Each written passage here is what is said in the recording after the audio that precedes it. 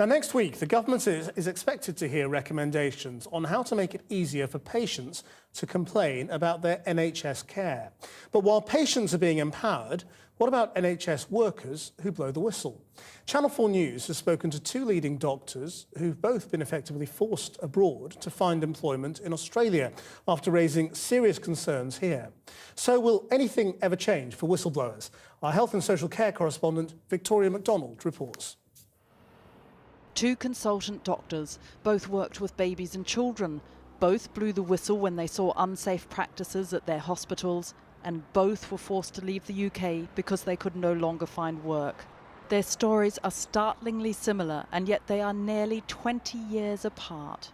Children were dying or being harmed because they were being operated on in a department that itself was under stress. At least 171 children died who would have survived in other units. Daniel Brownhill, Adil Haq.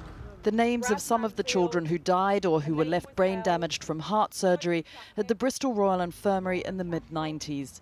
And it was Steve Bolson, a consultant anaesthetist there at the time, who exposed the scandal. Yet he found himself a pariah within the medical profession here. Nobody likes a troublemaker. So he and his family moved to Australia. When it became apparent that the Royal College of Surgeons, the specialist societies of surgeons and the hospital were not prepared to bring to an end the uncontrolled killing of children unnecessarily, then somebody else had to step in, and that happened to be me. Yet what really has changed since Bristol? The recent mid-staff scandal revealed that whistleblowers weren't listened to or that staff were too scared to speak out. And recently the chair of the Care Quality Commission acknowledged this to MPs. To be a whistleblower, you've got to be very, very brave. I mean, I've spoken to a couple of surgeons, for example, who are sort of alpha male types, whose careers have been severely limited because they expressed concerns about what was going on in their hospitals. Whistleblowing, though, can be more than just career limiting. Jobs and homes are lost and marriages break down, as Edwin Jesu-Dason has discovered. He is an award-winning paediatric surgeon, a specialist in birth defects and tumours. Yet while working at Alderhay Children's Hospital in Liverpool, he and another colleague blew the whistle about bullying and patient safety in their department. I pointed out the culture of fear and bullying and asked them to try and address that. And I also pointed out some cases where surgery had gone wrong, where the surgeons themselves were describing a lot of stress. That was in 2009. 2 years later, he again raised concerns, and this time the Trust called in the Royal College of Surgeons to investigate. They broadly concluded the department was safe. Alderhay wouldn't give us an interview. Instead, they referred us to the Royal College of Surgeons report. What they didn't mention was this: an internal review carried out the year before into the psychological stress that staff were under at the time. It makes disturbing reading. In this paragraph here, it says many of the staff were in a high state of distress. The following paragraph says concern for the safety of patients was a powerful theme.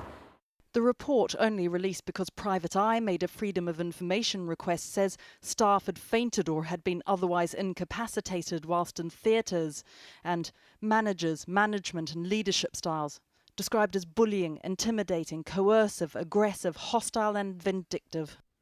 So a report which backs up some of Mr. Jesu-Dason's claims, yet he has never worked at the hospital again.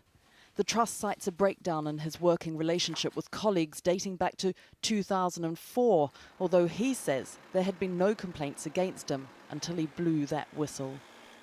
And we have also seen an email from Trust lawyers offering him a six-figure sum which he refused. He wanted to work. But last December, his High Court attempt to stop the Trust sacking him collapsed, and he had to pay the hospital's costs and resign. Do you regret blowing the whistle? You have to keep these things in perspective. I mean, I have not lost a child as some of the parents have. I've not had a child seriously injured. I've not had to live with that. And if I don't have a career in surgery, then I've had a good education. I hope to find some other good purpose to which I can put my skills. And that is something he may have to consider. He hasn't found work here, so is currently carrying out research in Melbourne. In a statement, Alderhay said the Trust believes that a culture of openness and honesty is vital for the maintenance of high standards. Whistleblowing can play an important part in strengthening trust in important public institutions like hospitals, they said. The two doctors are briefly back in the UK. Dr Bolson to receive an award from the Royal College of Anaesthetists for his work in patient safety, a small consolation perhaps for all that he and his family went through. And Mr Jesudason will shortly be meeting the head of the CQC to discuss his case. But after both those events are over, both doctors will leave. The NHS's loss is Australia's gain. That report from Victoria McDonald.